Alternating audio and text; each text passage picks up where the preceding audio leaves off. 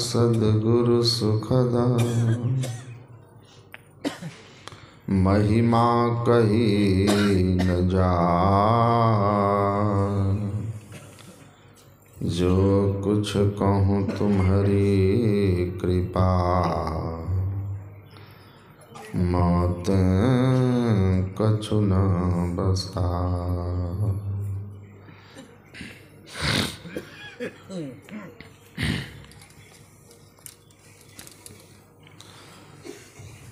मंचासीन वंदनीय साधु समाज के श्री चरणों में नमन। सत्संग प्रेमी महानुभावों, धर्मानुरागिनी माताओं एवं धर्मशिला बहनों, सप्ताह ध्यान साधना शिविर का आज समापन है और हम लोगों ने सद्ग्रंथ पाठ में ध्यान बिंदु उपनिषद को सुना है।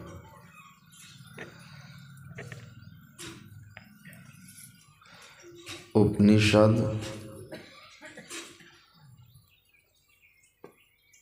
को वेदांत कहा जाता है। वेदांत अर्थात वेद का अंत या वेद का अंतिम भाग। वेद का अंतिम भाग कहने का आशय है उपनिषद वेदों के अंतिम खंड में है और वेदों का अंत कहने का भाव ऋषियों का है। वेद अर्थात ज्ञान। उपनिषद उस अवस्था की बात करते हैं जहाँ जाकर सभी ज्ञान का अंत हो जाता है, अर्थात उस अवस्था को जो प्राप्त कर लेता है वह सर्वज्ञ हो जाता है। उसको किसी से कुछ पूछकर जानना शेष नहीं रहता है, सर्वज्ञ हो गया। ईश्वर सर्वज्ञ हैं, सबका सब कुछ जानने वाले हैं। उस ईश्वर को जो जान लिया वह भी सर्वज्ञ हो जाता है।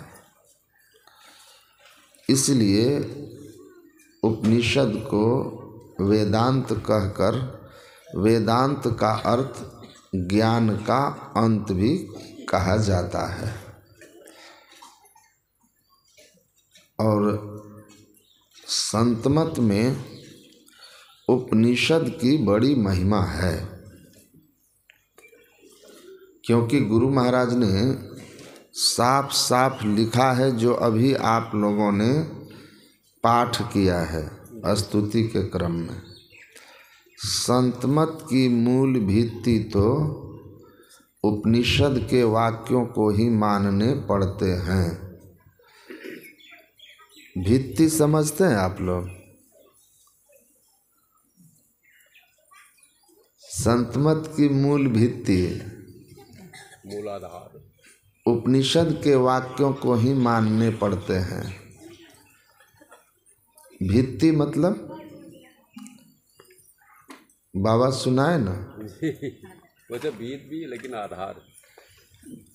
भित्ति का शाब्दिक अर्थ होता है वाल, भीत, दीवाल, जो घर को घेर के रखता है ना।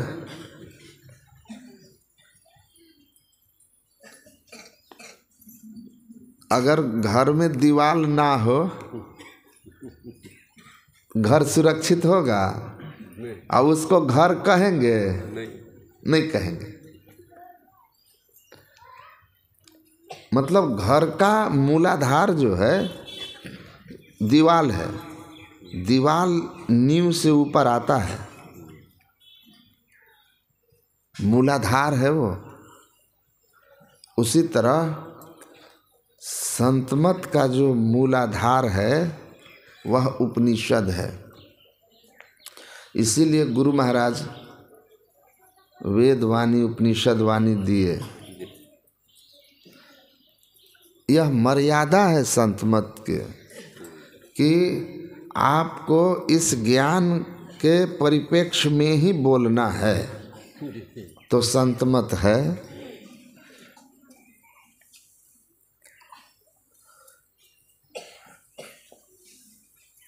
तो ऐसा ज्ञान जिसको जान लेने पर फिर कुछ जानना शेष न रहे। मैत्रेयी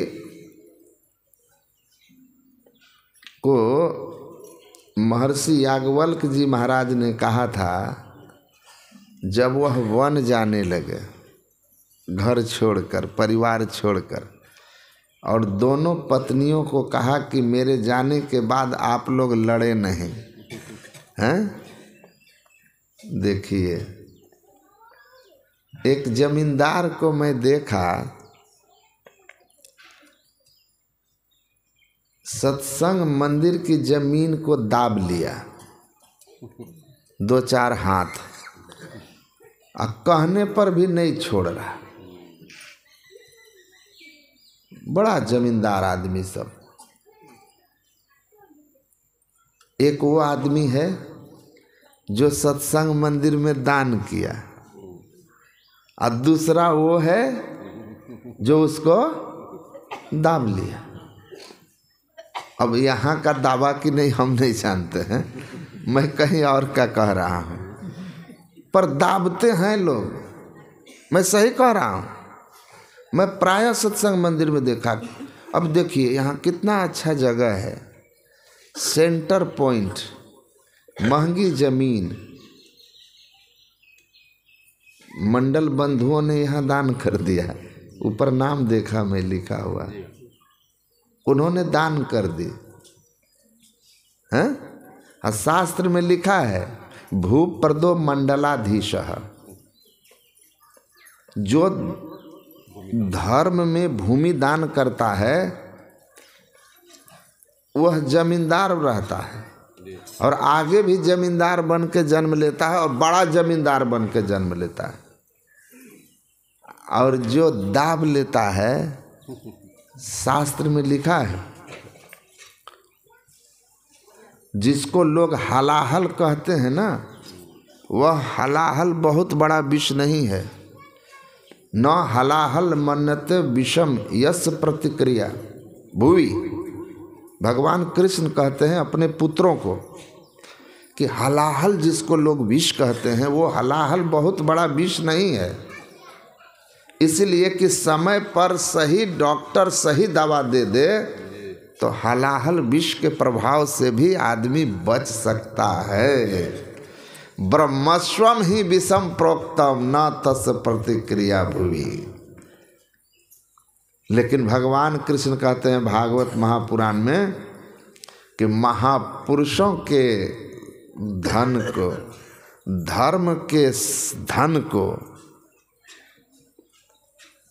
कोई अगर मार लिया तो उसका कोई इलाज नहीं है,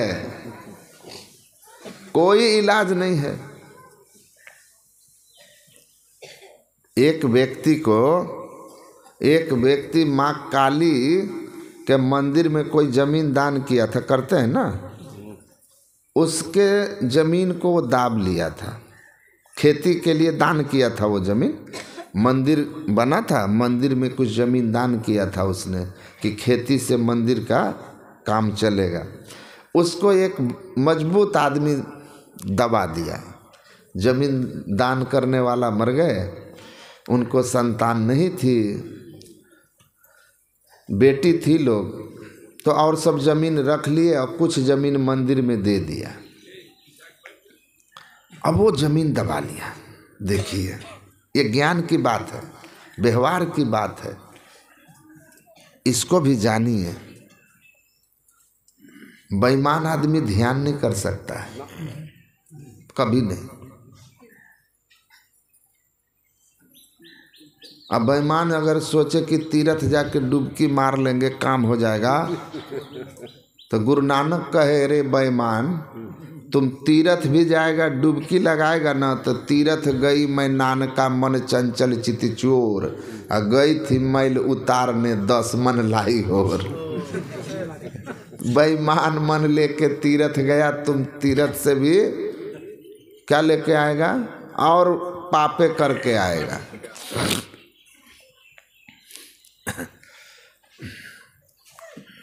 तो उसके पैर में एक घाव हुआ, साधारण सा घाव, बलतोड़ टाइप। इलाज कराते कराते बेचारा 1-1.5 साल परेशान रहा। कहा लोग कि लगता है कैंसर हो गया, पैर काटना पड़ेगा।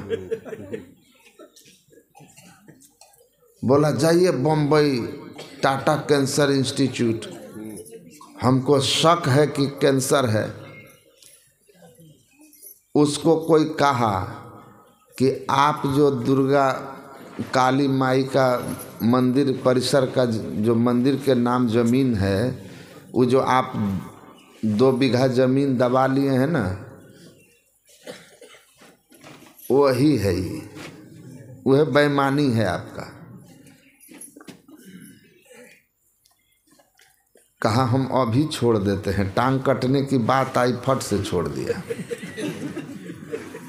श्री सद्गुरु महाराज छोड़ दिया, बम्बई भी नहीं गया, ठीक हो गया,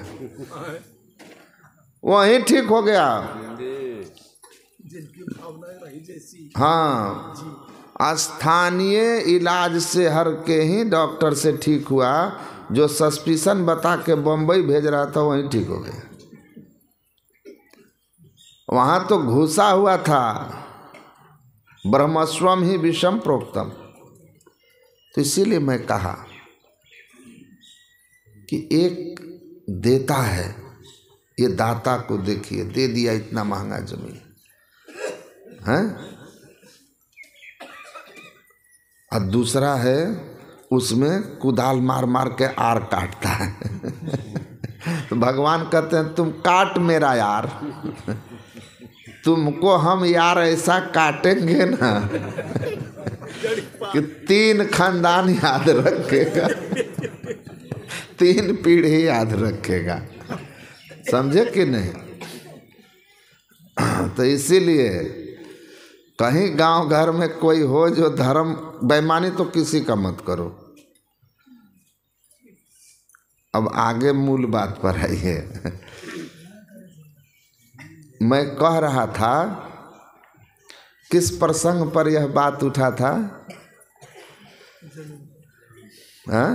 महर्षि याज्ञवल्क्य जी अपनी पत्नियों को कहे कि हम चले जाएं तो तुम झगड़ा मत करना है ना।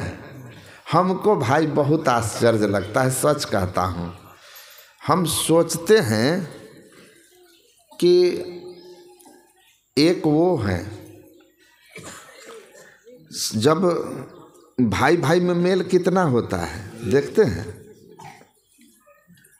अब ब्याह शादी होने के बाद बेमेल प्राय हो जाते हैं।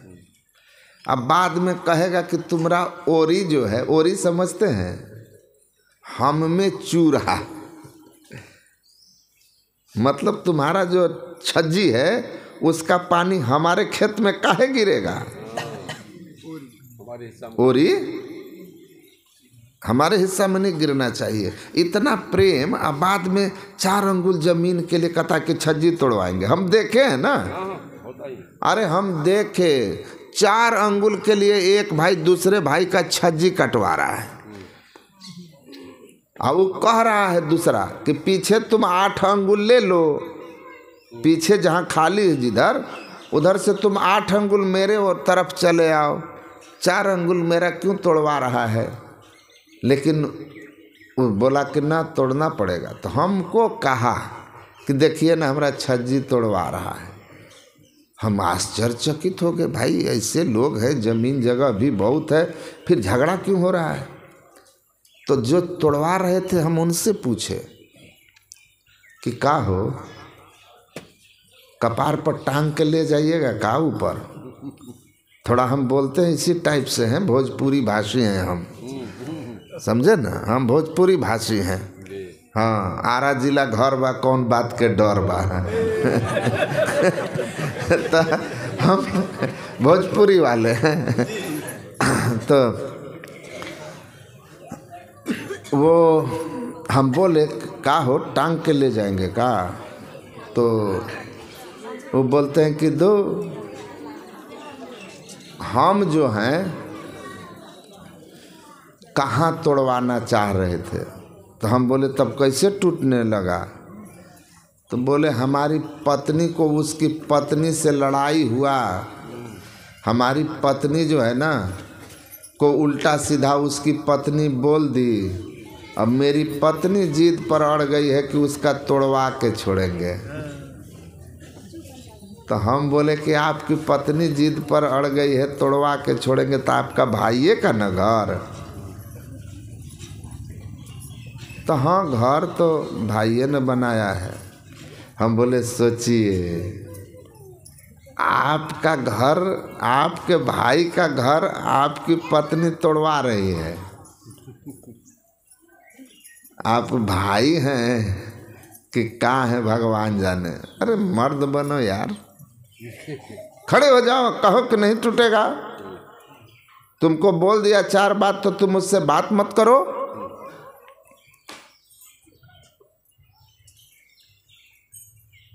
थोड़ा मर्द बनो, डांट के बोलो। लेकिन डांट के बोलने के लिए भी तो होना चाहिए ना, हैं? तो बाद में हम ही समझ गए कि कोप भवन सुनी सक चौराऊ, भय बस अंगुड़ पड़ऊ न पाऊं। जब राजा दशरथ के कई से डर गए तो ये झुंगू चूल्हा सब का क्या कहना है? इस सबको क्या कहना है? लेकिन आप लोगों को भी समझना चाहिए, जैसे आपको अपने माँ बाप, भाई बंधु नैहर प्यारा है, इस बेचारे को भी थोड़ा भाई बंधु से प्रेम रहने दीजिए। जय हो गुरु महाराज। सदगुरु महाराज। जो ऐसे हैं मैं उनको कह रहा हूँ, बाकी जो मेल प्रेम की बात करते हैं वे गुरु कृपा पात्र होते हैं, जान लीजिए। ईसा मसीह का एक वाणी है बाइबल में, उन्होंने लिखा है, अगर मेरी कृपा चाहते हो तो पहली बात उन्होंने कहा कि कभी 2 दिलों के बीच में, 2 जो प्रियजन हैं, भाई हैं, मित्र हैं, रिश्तेदार हैं, जिनमें प्रेम है, उसको तोड़ने का प्रयास मत करो, वहाँ गैप मत डालो। अगर कहीं ऐसे सगे संबंधियों में किसी बात को लेकर कहीं दूरी है तो उसको भरने का प्रयास करो, भरने का प्रयास करो। उन्होंने कहा सुई, मोमबत्ती, सुई, मोमबत्ती और बाल,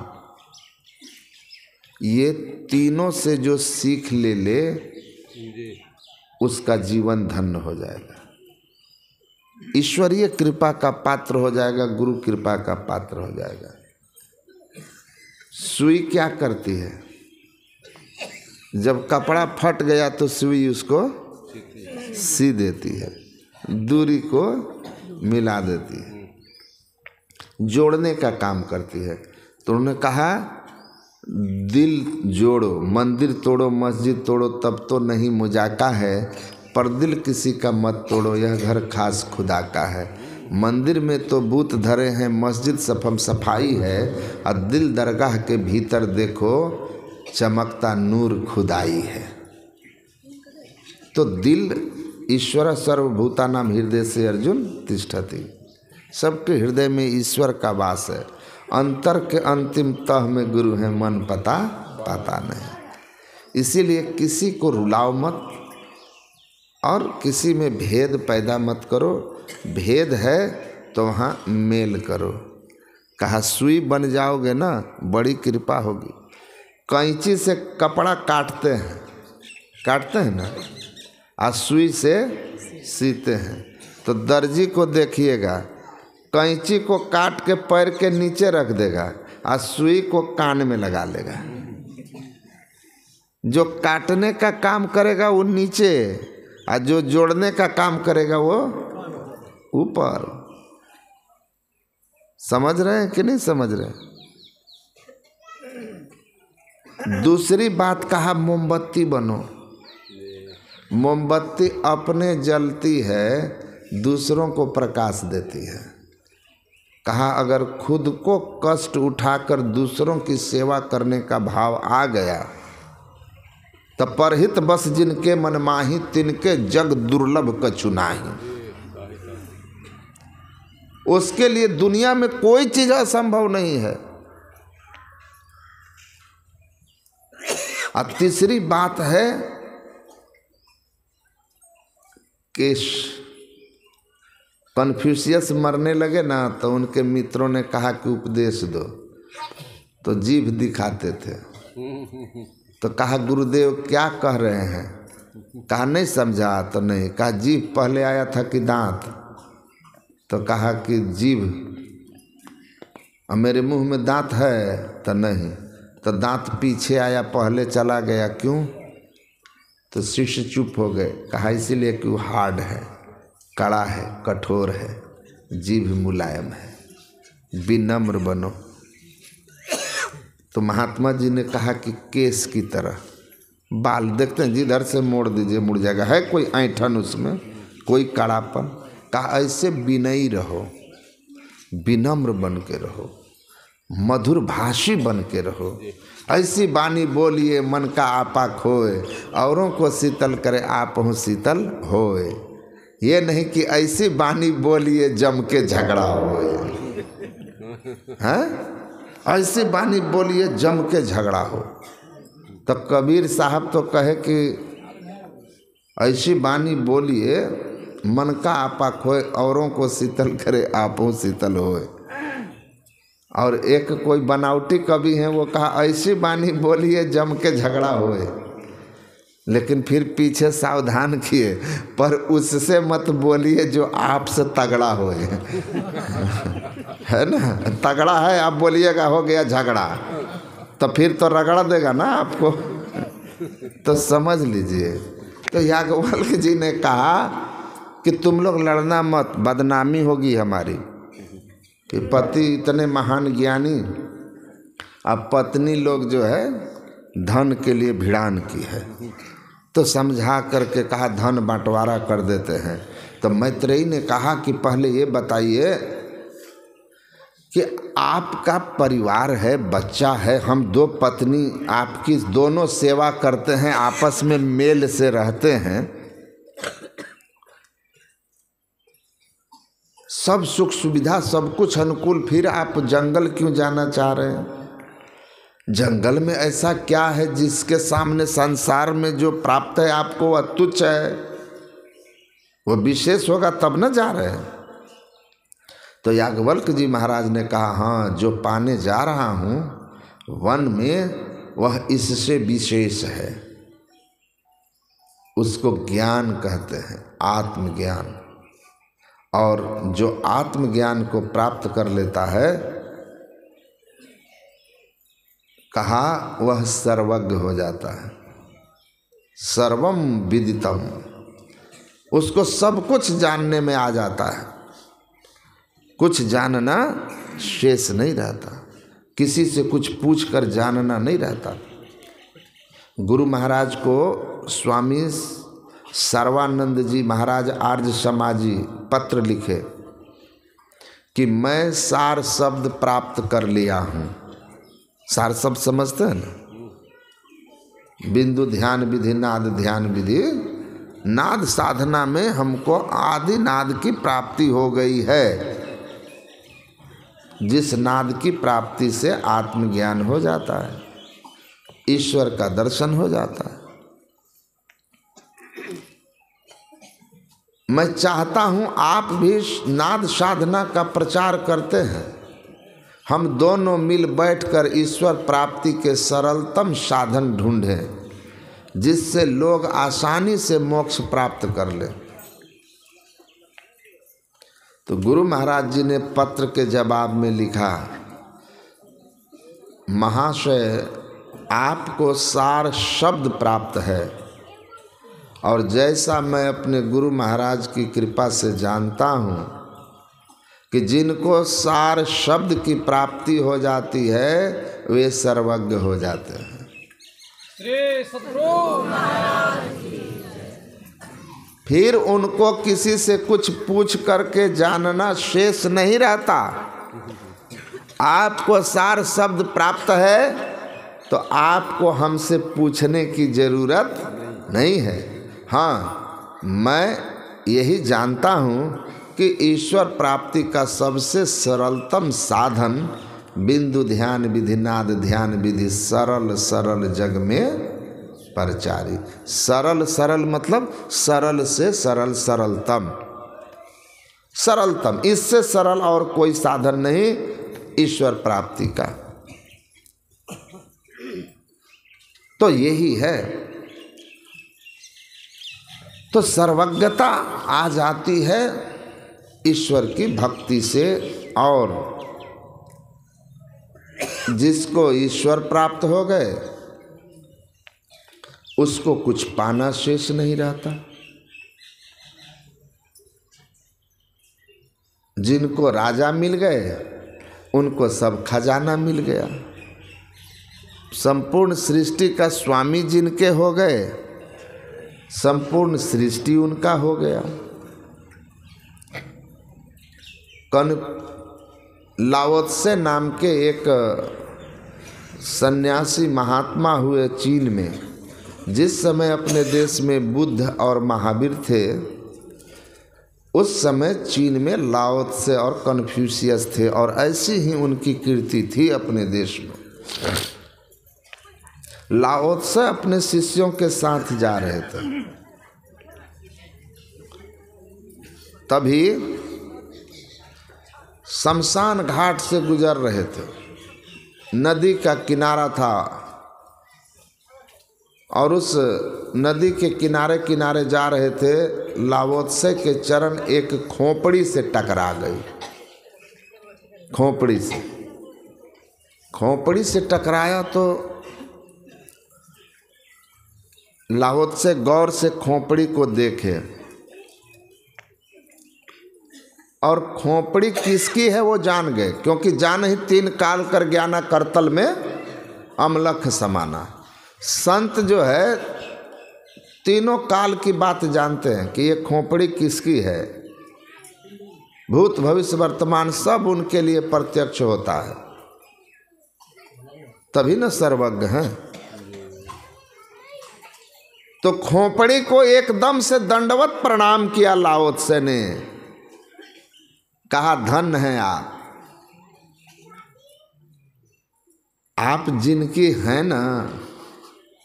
जब आप जीवित शरीर में थे खोपड़ी महाराज, और गलती से भी आपके शरीर में मेरा चरण सट गया होता, खोपड़ी तो दूर की बात है, जिस देह में आप थे उस देह में हमारा चरण सट गया होता,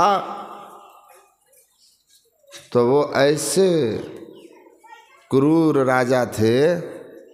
पहले लोग अभी भी वहाँ पानी में प्रवाहित कर देते हैं तो हड्डी तो छिटा ही जाएगा ना। कहा क्रूर राजा थे कि पता नहीं कितने हजार कोड़े हम पर पड़ते, और आज उसके खोपड़ी हैं और मेरा चरण पड़ा और आप चुपचाप रह गए, कोई प्रतिक्रिया नहीं किए।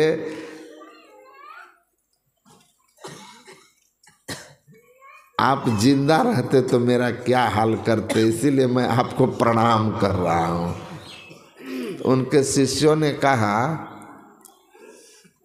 कि इस खोपड़ी को प्रणाम कर रहे हैं, क्षमा मांग रहे हैं, धन्यवाद दे रहे हैं। कहा अरे ये अभी जिस स्थिति में है, अगर यह जीते जी इस अवस्था में रहता कि किसी का चरण भी लग गया गलती से, तो कोई भीतर क्रोध नहीं, कोई बदले की भावना नहीं, कोई दंड नहीं, तो समझ लो कि इसका उद्धार हो जाता, उद्धार हो जाता। और तब अपने शिष्यों से कहा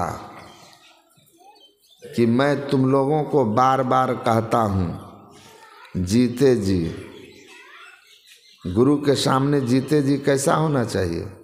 इस खोपड़ी की तरह जीते जी।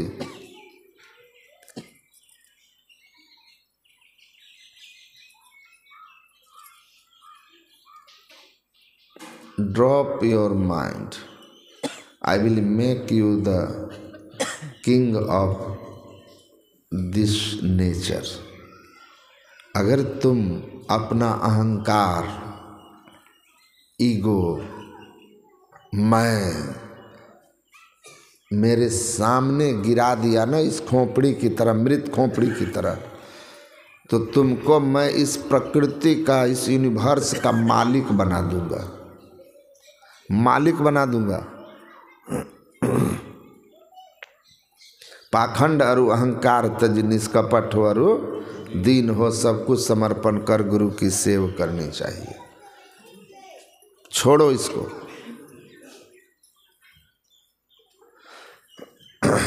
तो प्रकृति के स्वामी होते हैं संत, क्योंकि वे भगवंत होते हैं।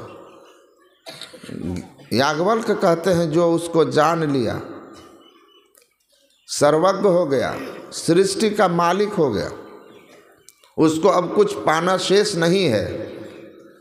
पाने का प्रयास वो करेगा जिसको किसी चीज़ की कमी है। जब कमी ही नहीं तो पाना क्या? वे पूर्ण काम हो जाते हैं।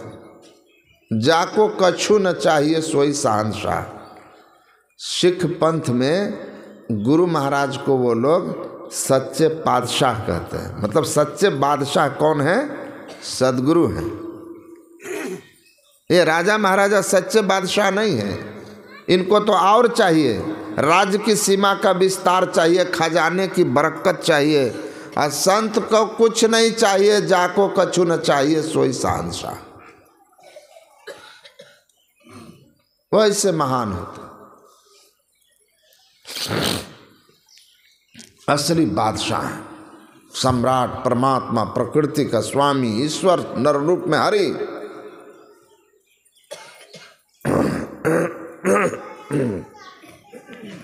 तो उपनिषद का ज्ञान ऐसी अवस्था में पहुंचाने का ज्ञान का नाम है। इसीलिए इसको वेदांत कहते हैं। उपनिषद नाम, वेदांत नाम उपनिषद प्रमाणम। उसी उपनिषद में से एक पाठ हुआ जिसका नाम था ध्यान बिंदु उपनिषद। ध्यान बिंदु उपनिषद मतलब ध्यान की महिमा इस उपनिषद में सुनाई गई है, खास करके बिंदु ध्यान की। तो ध्यान की उसमें महिमा बताई गई कि ध्यान की महिमा क्या है और ध्यान है क्या। तो भगवान राम हनुमान जी से क्या कहते हैं ध्यान के संबंध में? चित्ते क्याग्रयतो ज्ञान मुक्तं समुपजायते तत् साधन मथो ध्यानम यथा वधु पदिश्यते। भगवान ने कहा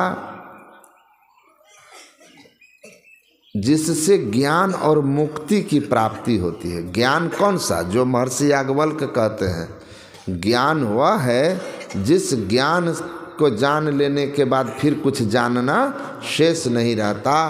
ईश्वर का ज्ञान, आत्मज्ञान। मोक्ष का ज्ञान,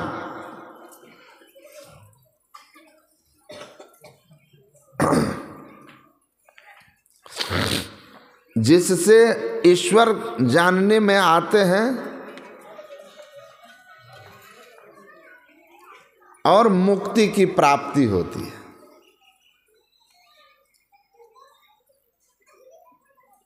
ईश्वरीय ज्ञान और मुक्ति के प्राप्ति का जो साधन है उसको ध्यान कहते हैं, जो चित्त की एकाग्रता से प्राप्त होती है। तो आप सर्वज्ञ हो जाएंगे, ईश्वर को जान जाएंगे, सारे दुख से छूट जाएंगे, जन्म मरण का चक्र समाप्त हो जाएगा। ऐसी स्थिति जिस साधन से प्राप्त होती है उसका नाम ध्यान है। न ध्यानम ध्यान मित्याहुर ध्यानम शून्य गतम मनः तस् ध्यान प्रसादेन सौख्यम मोक्षम न संशय। भगवान शिव क्या कहते हैं? उस ध्यान जिसको शून्यगत मन या बिंदु ध्यान, शून्य ध्यान, बिंदु ध्यान, सुषुम्ना ध्यान, शिवनेत्र का ध्यान, शाहरक का ध्यान, 10वें द्वार का ध्यान, 10th गेट का ध्यान, सब एक ही बात है। इस बिंदु ध्यान का फल, इस साधन का फल, ध्यान का फल क्या है? सौख्यम मोक्षम न संशय। सुख कैसा? बदलने वाला नहीं, जो एक रस सकल क्षण,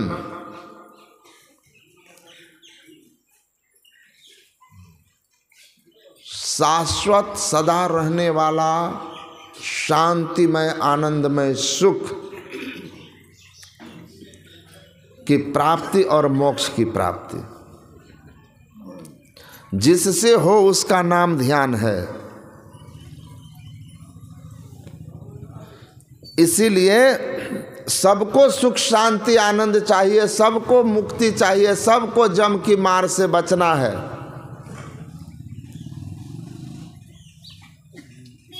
नरक कोई नहीं जाना चाहते, सदा सुखी रहना चाहते हैं। तो कहा ध्यान करिए, ध्यान करिए। गुरु महाराज कहते हैं ना कि एक नास्तिक पढ़ा लिखा मेरे पास आया और कहा कि हम ईश्वर को नहीं मानते हैं,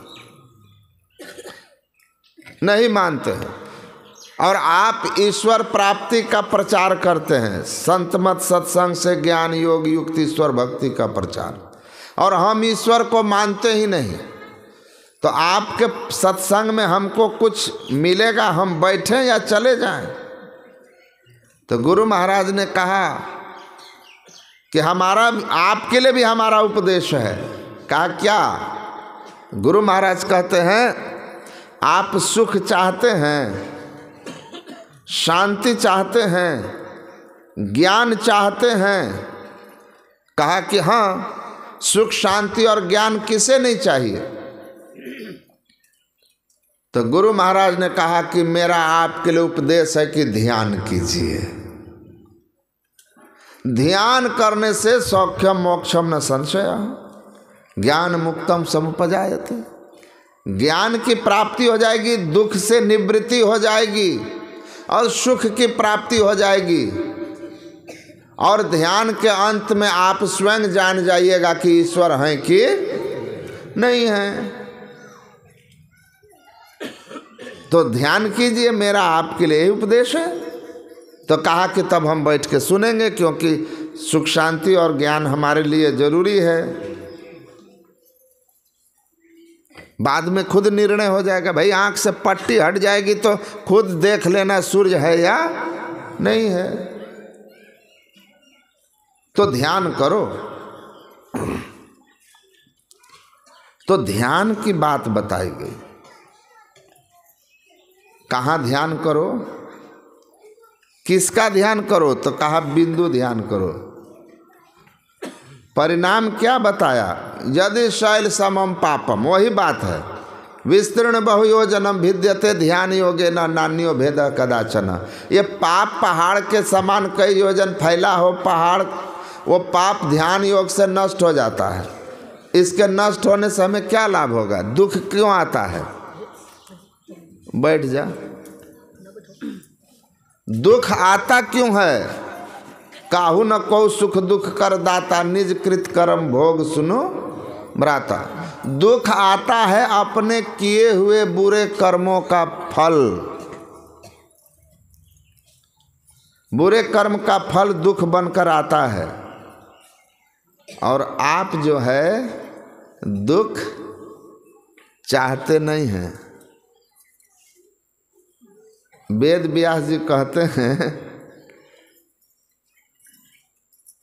आदमी दुख चाहता नहीं है, लेकिन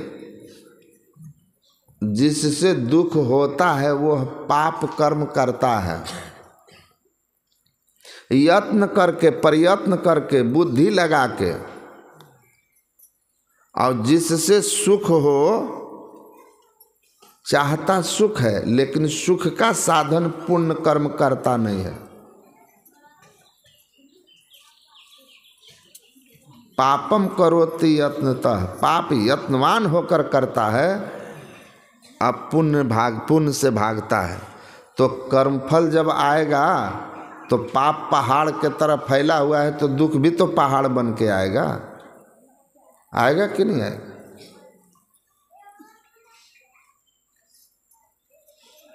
स्वाभाविक है।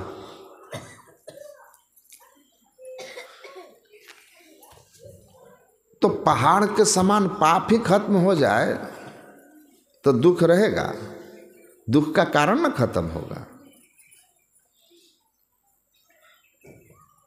तो सुख शांति सब कुछ प्राप्त हो जाएगी।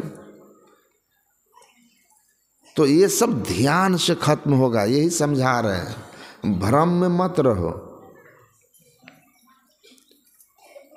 भ्रम में मत रहिए कि हम कोई पाप किए तो पुण्य से वो कट जाएगा। पाप का फल अलग है, पुण्य का फल अलग। मेरा अगर आप 5,000 रुपया बेईमानी किए हैं और किसी गरीब की मदद में आप दे दिए 5,000, हमारा चुरा लिए और वहाँ दे दिए, तो वहाँ तो आपका जयकार हो गया। दिए उसको तो मेरा कर्ज चुक गया नहीं ना? हमारे तो आप कर्जदार हैं ना? तो हमारा कर्जदार है तो हमको आपको चुकाना पड़ेगा। और उसको दिए हैं तो वो आपका पुण्य है, वो उसका फल आपको मिलेगा। तो दोनों अलग अलग सिस्टम है, मैथमेटिक्स नहीं चलता। 5 - 5 = 0, 5 पाप - 5 पुण्य बराबर 0। 5 पुण्य का फल अलग, 5 पाप का फल अलग। आप जो है पुण्य का फल खोज रहे हैं, आप पाप का नहीं। कहा ये कैसे होगा? का सुनो, ध्यान करो। ध्यान करने से क्या होगा? तो संत लोग समझाते हैं, भगवान कृष्ण समझा रहे हैं क्या होता। सुनो, कछुआ को देखे हैं आप लोग? कछुआ को देखिएगा जा रहा है, आप बगल में लाठी पीट दीजिए या उसके पीठ पर लाठी मार दीजिए, वो फट से रुक जाएगा। और रुक के अपना जो है पैर, पूंछ, मुंह सब क्या करता है, वो अंदर की ओर खींच लेता है और एकदम निश्चेष्ट हो जाता है। अब आप लाठी मार के हार जाओ, कछुआ नहीं मरेगा, कुछ नहीं होगा उसको। बड़ी ठोस सेल होता है उसका कवर। सुरक्षित कर लिया अपने आप को अंदर की ओर जाकर। खतरा देखा, अंदर घुस गया। भगवान कृष्ण कहते हैं यदा संहारते चायम कुर्मो अंगानीव सर्वसः इंद्रियानिंद्रियार्थेभ्यः तस्य प्रज्ञा प्रतिष्ठितः। जो प्रतिष्ठित प्रज्ञा वाला होता है, मतलब मोक्ष प्राप्त महापुरुष, मुक्त पुरुष, जैसे कछुआ विपत्ति काल को भांप करके अपनी समस्त शरीर के अवयवों को अंदर की ओर करके सुरक्षित हो जाता है, वैसे ही मुक्त पुरुष जब उनके ऊपर किसी प्रारब्धवश कष्ट आता है तो क्या करते हैं, अपने इंद्रियों के घाटों से फैली हुई चेतन की धार का पूर्णतः सिमटाव करके पिंड से ब्रह्मांड की ओर हो जाते हैं और अब कछुआ की तरह हो गए। साधन में पग जाए अति गंभीर हो, यातन की सुधि ना रहे धीर वर वीर सो। सांझ भोर दिन रैन कछु जाने नहीं, अरे हाँ रे में ही बाहर जड़वत रहे माही चेतन सही।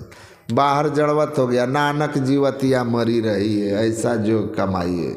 बाजे बाजे हो सिंगी बाजे तो निर्भव पद पाइए। कछुआ लगेगा मृतक है, आप उसको उठाइए पलटिए, कुछ नहीं, कोई प्रतिक्रिया नहीं, वैसे जीते जी मुर्दा के समान हो गए। इसको गुरु महाराज समझाते थे कि नदी किनारे घर किया, कर्जा कर कर खाए, और कर्जदार जब मांगन आवे घोषक नदी में जाए। कर्जदार कर्जा कर कर खाए मतलब अर्थ है कि शरीर में रह करके अनेक तरह के कर्म किए हैं आप, अच्छे बुरे कर्म हुए हैं, जन्म जन्मांतर के हैं, तो कर्जदार तो आएगा ना, जिसका लिए हैं तो आएगा ना, कर्मफल तो आएगा ना आपके ऊपर।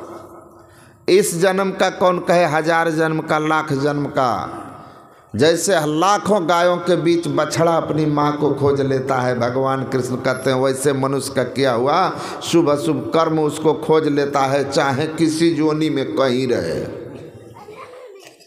खोज लेता है। कहाँ हो, एकदम इधर उधर नहीं जाएगा। अमेरिका से फ़ोन लगाता है, जिस नंबर पर डायल करता है वही ना हेलो करता है। करोड़ों लोगों के हाथ में मोबाइल है, लेकिन आपको डायल किया तो आप ही हेलो कीजिएगा। इसमें तो कभी कभी क्रॉस भी हो जाता है, लेकिन ईश्वर का मोबाइल पर भेजा गया संदेश जिसका है उसी के पास जाएगा। एकदम जमराज मिस नहीं करता है, कर्म फल एकदम मिस नहीं करेगा, एग्जैक्ट एड्रेस पर जाएगा, एकदम बिल्कुल उसी में जाके घंटी बजाएगा जिस नंबर पर डायल हुआ है वो कर्म फल। ऐसी व्यवस्था, ये वैज्ञानिक की मोबाइल की व्यवस्था करोड़ों में है, तो एकदम जा के है ना घुस रहा है उसी में। ईश्वर परम विज्ञानी, उसका सिस्टम गड़बड़ा जाएगा। कुत्ता बिल्ली भेड़ बकरी पेड़ पौधा किसी जोनी में रहोगे, एकदम जाकर कर्मफल जब आएगा वहीं जाके घंटी बजाएगा, टना टन टन टन, पकड़ लेगा आपको। आप चाहते हैं बचे रहें, देख लीजिए बज गई घंटी, बज गई।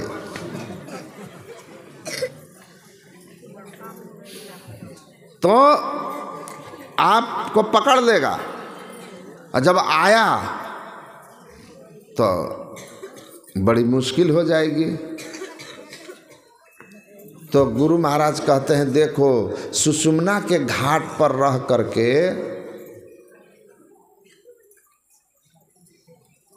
जोग हृदय वृत्त केंद्र बिंदु सुख सिंधु की खिड़की अति न्यारी, वहाँ रहकर शरीर इंद्रियों में फैलकर संसार का कर्म किया कर रहा है। और जैसे किसी पूर्वकृत कर्म का फल प्रारब्ध बस आया उसको कष्ट देने, तो वो क्या किया, घुसक नदी में जाए, सुषुम्ना में घुस गया।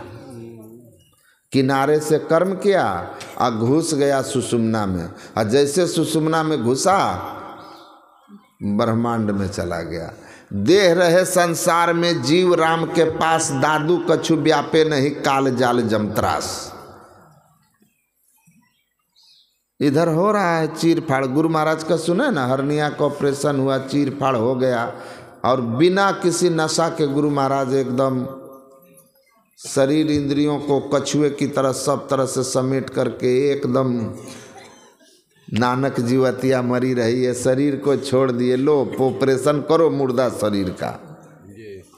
ऑपरेशन हो गया, डॉक्टर डर गया। जैसे ऑपरेशन कंप्लीट, फिर गुरु महाराज आ गए सुषुम्ना के घाट में, आकर के शरीर में चलने लगे। और जब तक चीरफाड़ हो रहा था, घुसक नदी में जाए वाली बात थी, पता ही नहीं कर्म फल का कुछ। तो संत तो दूसरे का भी कर्म ले लेते हैं अपने ऊपर। रामकृष्ण परमहंस को गले में कैंसर था, तो लोग बोलते थे तो कहते थे मेरा नहीं है, मेरा प्रिय शिष्य उनका नाम लेके किए उसका है। पर उसमें सामर्थ्य नहीं थी कि वह इस रोग को बर्दाश्त कर सकता, तो श्रद्धावंत अधिक था, तो मैंने उसका कष्ट ले करके उसको मुक्त किया। तो एक आध कष्ट ले लेंगे ना जो इस शरीर में आया, और आगे का ध्यान करना होगा। तो ध्यान करके हम अपने आप को ऊपर उठा लेते हैं। वो कौन सा ध्यान है जो ऊपर उठाता है? गुरु महाराज कहते हैं आपको पिंड से ब्रह्मांड की ओर ले जाने वाला एकमात्र बिंदु ध्यान है, और ब्रह्मांड से परे ले जाने के लिए नाद ध्यान है।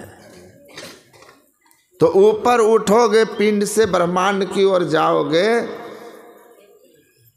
चित्त की पूर्ण एकाग्रता से बीजाक्षरम परम बिंदुम नादम तत्स्व परिस्थितम सशब्दम चाक्षरे छीने निशब्दम परमम पदम, उससे उठोगे। इसीलिए एक बिंदुता की प्राप्ति, तेजो बिंदु परम ध्यानम विश्वात्म हृदय संस्थितम। बिंदु ध्यान गगन की ओट निशाना है,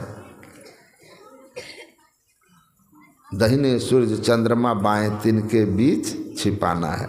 बता रहे हैं ध्यान कहाँ लगाना है, बिंदु का ध्यान करना है, कहाँ करना है, वो निशान कहाँ है? आपके अंदर में, आपके अंदर में वह निशान है जहाँ ध्यान लगाना है। कैसे लगाओगे? यही तो गुरुगम बात है ना, यही ना गुरु युक्ति है। गुरु युक्ति से जब तक नहीं ताकोगे तब तक कुछ होने वाला नहीं है। बिना गुरु की कृपा पाए नहीं जीवन उधारा है, बिन दया संतन की में ही जानना, इस राह को हुआ नहीं होता नहीं वह होनारा है नहीं। यमराज से नचिकेता ने कहा मोक्ष का द्वार बताइए, तो कहा मोक्ष मार्ग जानना चाहते हो तो तद विधि प्रणिपाते न, क्या कहा? उत्तिष्ठता जागृता प्राप्त वरान निबोधता क्षुरस् धारा निशिता दुरतया दुर्गम पतस्तत् कवयो बदंती। हे नचिकेता, मैंने सुना है महापुरुषों के मुंह से कि परमात्मा की ओर जाने के लिए जो मोक्ष का द्वार है बहुत सूक्ष्म है, तलवार की धार से भी ज़्यादा तीक्ष्ण और बाल के नोक से भी ज़्यादा सूक्ष्म है। बाल नोक से में ही दर में ही हो पथ पावे, संत जनता में धंस धावे।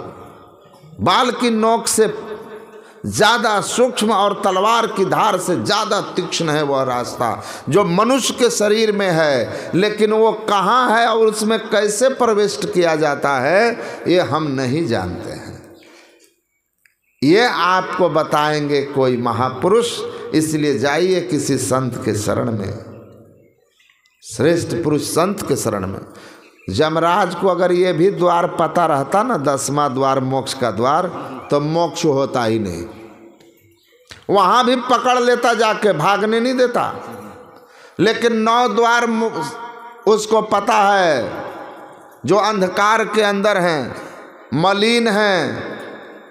इन 9 मलिन द्वारों में रहोगे, दुख में रहोगे, यम पास में रहोगे, क्योंकि तन 9 द्वार हो रामा अति ही मलिन हो ठामा, त्यागी चढ़ू 10म द्वारे सुख पाओ रे भाई। सुख सिंधु की खिड़की अति न्यारी, ये खिड़की है जो सुख सिंधु की ओर जाता है, समुद्र सुख के सागर की ओर जाता है। लेकिन स्थूल धार खिन्नहु से खिन्नहु, स्थूल धार उसमें प्रवेश नहीं करेगा। इसको मनसा चेतन धार सूरत ही पैस सके जाने। उसमें मन के साथ प्रारंभ में मन और सूरत एक साथ चलेगा, क्योंकि मन में दूध की में घी की तरह सूरत समाया हुआ है। तो प्रारंभ में मन चलेगा, लेकिन मन एरावत हो रहा कैसे आमे समाए। विषय मुखी मन हाथी की तरह है और रास्ता एकदम बाल नोक से में ही है, कैसे घुसेगा। तो मन महीन कर लीजिए जब भी आए हाथ। मन को महीन बनाना होगा। महीन बनाने के लिए पहले मानस जप और मानस ध्यान है। मानस जप मानस ध्यान करके मन को महीन करते हैं, सात्विक करते हैं, तब दृष्टि योग की क्रिया करके एक बिंदुता की प्राप्ति होती है। पूर्ण सिमटाव होता है, 10वें द्वार में प्रविष्ट हो जाते हैं। संत लोग कहते हैं जान लो, एक महापुरुष हुए जय कृष्णमूर्ति। जय कृष्णमूर्ति कहा करते थे, the path that leads to salvation is not made of any material things. वह रास्ता जो ईश्वर तक मोक्ष तक जाता है, वह किसी भौतिक पदार्थ का बना हुआ नहीं है। पंच भौतिक का रोज नाम सुनते ना, क्षिति जल पावक गगन समीरा। या तो रास्ता धरती पर है, या पानी में है, या आकाश है। 3 मार्ग है, आकाश मार्ग वायुयान, धरती पर सड़क, पानी में जहाज। और इन रास्तों से परमात्मा तक आप नहीं जा सकते। वह अभौतिक रास्ता, क्योंकि परमात्मा अभौतिक है। बिन पावन की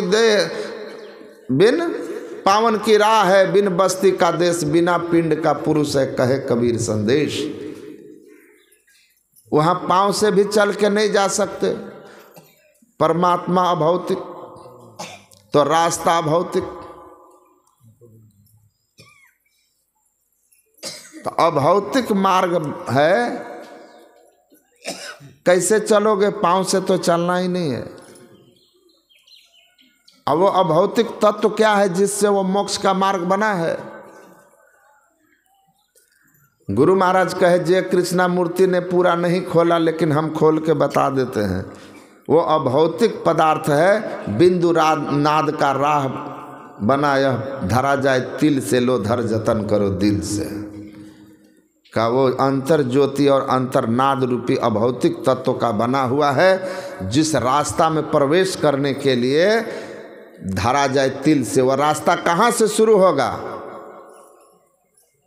तिल से। तिल मतलब 14 जनवरी संक्रांत के दिन जो खाते हैं, हाँ? वो तिल नहीं, तिल यहाँ उपमा है। तिल छोटा होता है ना बिंदु की तरह, तो यहाँ उपमा है, धरा जाए तिल से। तिल मतलब बिंदु, बिंदु राह से निकल बहादुर, तब मंडल टपना होगा। तिल पैसी पार हो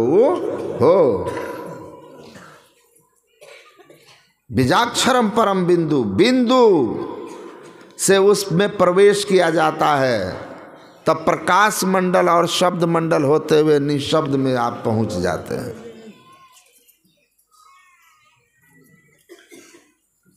इस बिंदु की प्राप्ति होती है ध्यान लगाने की विधि से। ध्यान करो। स्याह सफेद तिलों बिच तारा, अविगत अलख रवि है, मुर्शद नैनो बीच नबी है। नैनो आगे देखिए तेज पिंज जगदीश, बाहर भीतर रमी रहा तह धर राखो शीश। 8 पहर निर्खत रहो सन्मुख सदा हजूर, कह यारी घर ही मिले काहे जाते दूर।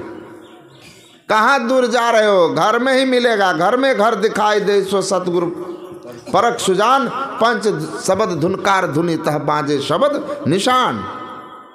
बीजाक्षरम परम बिंदु। बिंदु की प्राप्ति होगी, बिंदु में नाद का मेला, उलट के खेल यह खेला। पलटू साहब कहते हैं जहाँ बहिर्मुख से अंतर्मुख हो, और अंतर्मुखता के लिए मन का इतना सिमटाव हो कि एक बिंदुता पर चला जाए तो पिंड से ब्रह्मांड की ओर हो जाओगे, और जैसे पिंड से ब्रह्मांड की ओर हो जाओगे नाद प्राप्त हो जाएगा। बीजाक्षरम परम बिंदु। पहले होता नाद बिंदु से, तब फिर जमाया पानी गगन में, आवाज होता झीनी, सुनता है कोई गुरु ज्ञानी। कैसे देखोगे बिंदु? तो कहा कि पहले बिंदु मिलेगा तब नाद होगा। आसीद बिंदु ततो नादो नादात शक्ति समुद्भव, नाद रूपा महेशानी चिद रूपा परमा कला। आसीद बिंदु ततो नादो नामाद शक्ति समुद्भव। पहले बिंदु तब नाद, और नाद की प्राप्ति होते ही परमात्मीय शक्ति आप में आ जाएगी। कौन सी नाद? आदि नाद। अंतिम में जो नाद पकड़ में आएगा, कहाँ पर? चेतन मंडल में जाकर महाकारण के केंद्र पर बजती है 5 नौबतें, सुनिए एक एक को, प्रत्येक पर चढ़ जाए कि निज नाह खोजना। अंतिम बजे धुर घर से जहाँ आप विराजें, गुरु की कृपा से मैं ही तहाँ पहुँची खोजना। नाद मिला, सेवक से स्वामी होवे सुने जो अनहत नाद। जीव ब्रह्म हो जाता है पावे अपनी याद। अपना आदि घर प्राप्त कर लोगे जहाँ से इस संसार में आए थे, और जीव जीव नहीं रहेगा, स्वयं ब्रह्म हो जाएगा। ब्रह्म ज्ञानी आप परमेश्वर, स्वयं परमेश्वर हो जाएगा। शक्ति, ईश्वरीय शक्ति आप में आ जाएगी। ये महिमा है उस शब्द की। लेकिन पहले बिंदु, उसके लिए क्या करोगे? फिर जमाया पानी। पानी तरल होता है, उसमें तरंगे उठती है कि नहीं उठती है? हल्का सा कंकड़ मार दो, तरंगित हो जाएगा। हल्की हवा चली, तरंग उठने लगे। अब बर्फ में तरंग होता है, तरंग होता है बर्फ में। बर्फ किससे बनता है? पानी से। पानी को क्या करते हैं? जमाते हैं, टेम्परेचर ले जाते हैं 0 डिग्री तक, जहाँ जाके पानी बर्फ हो जाता है। 0 डिग्री टेम्परेचर पर पानी जम जाता है।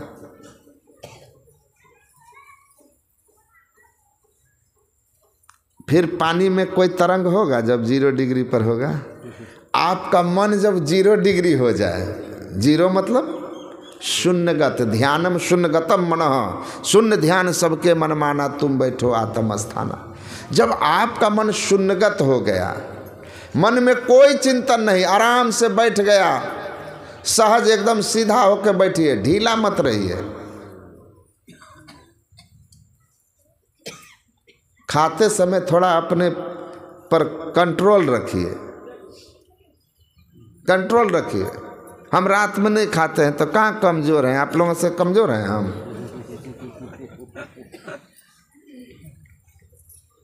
खाने से मजबूत नहीं होता है आदमी, खा के मर जाता है। खूब खाओ तो हो सकता है खाते खाते प्राण छूट जाए, लेकिन भूखे आदमी 10-20 दिन बच जाता है।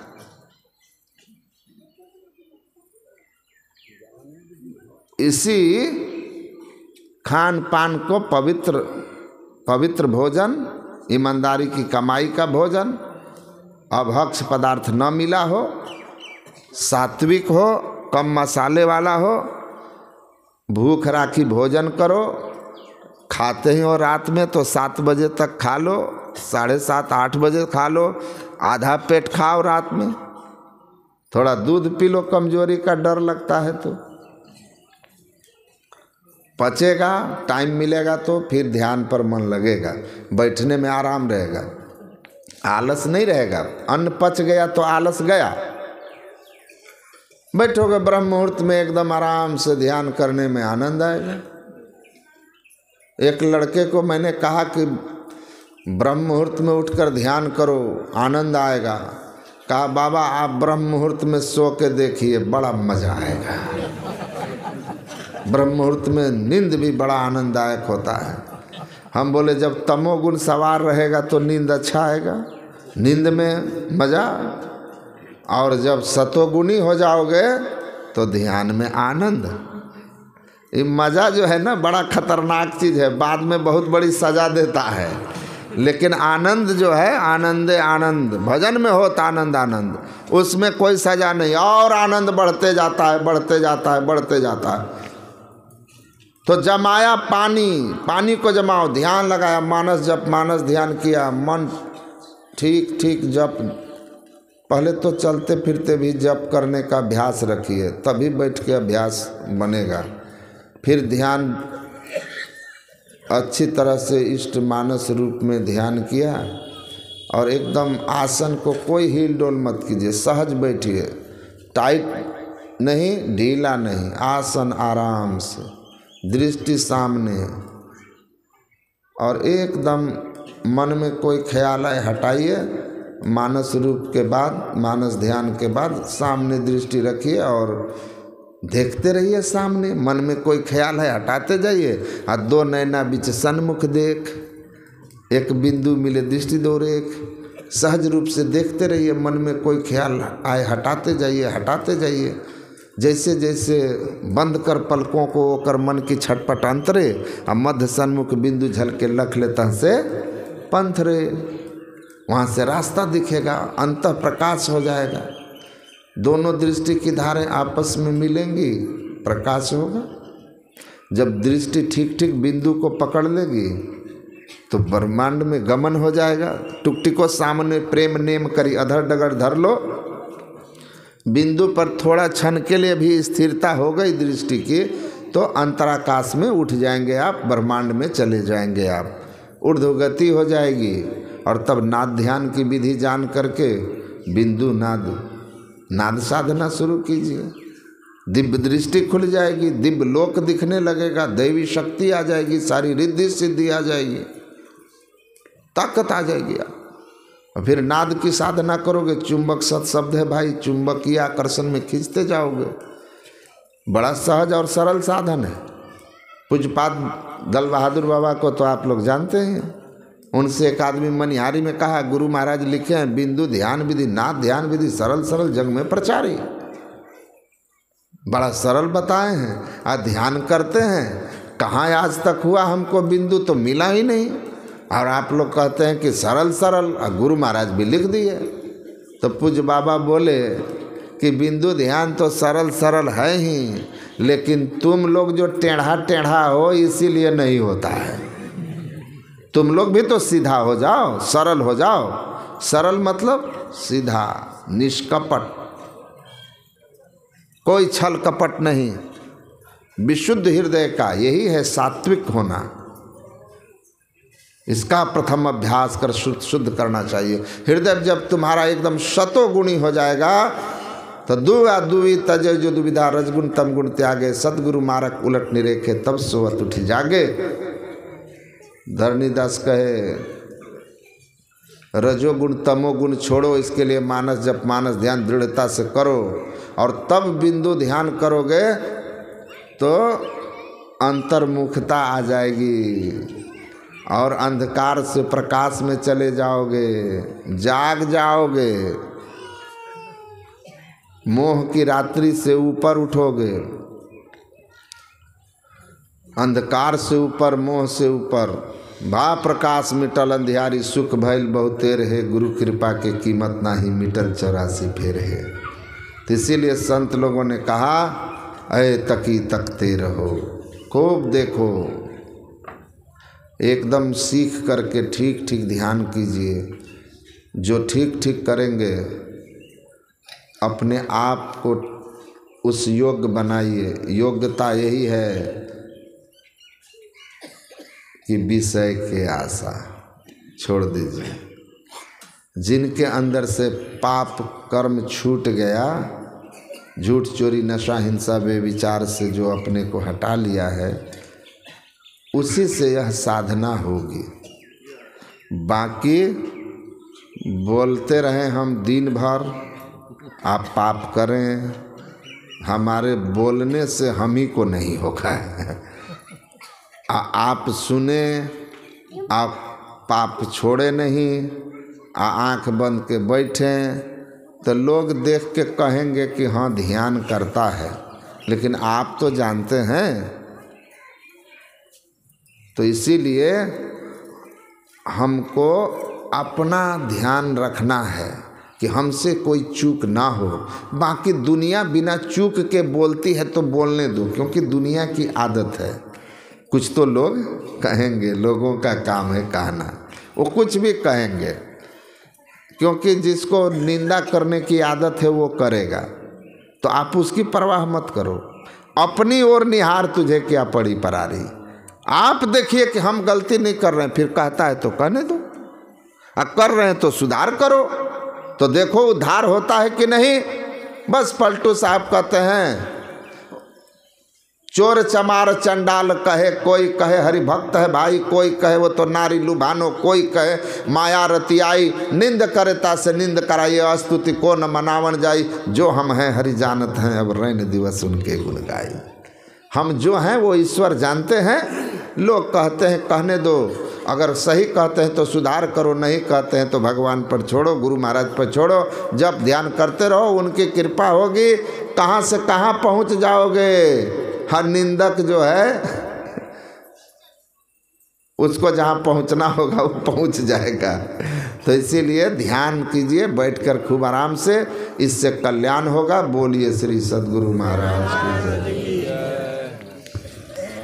श्री सद्गुरु महाराज की जय। बहुत सुंदर आज हम लोगों को ऐसा अवसर मिला।